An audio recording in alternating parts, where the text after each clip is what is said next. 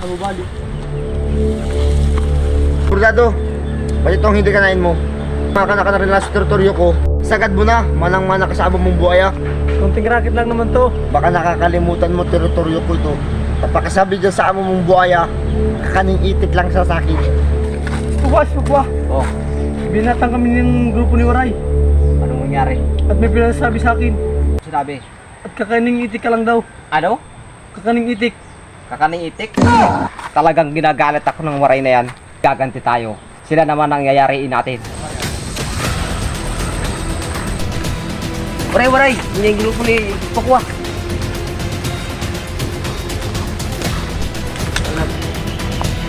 Ano Waray? Ngayon mo sabihin kakaning itik lang ako. Abuso ka na Waray.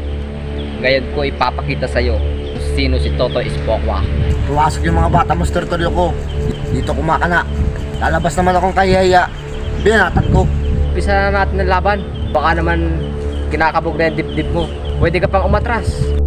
Pakwa, nilalam ito. Hindi mo ito kakayanin. Puro ka kayabangan. Umpisa na natin ang laban. Talagang kadala-dala ispukwa. Sambuti ka lang.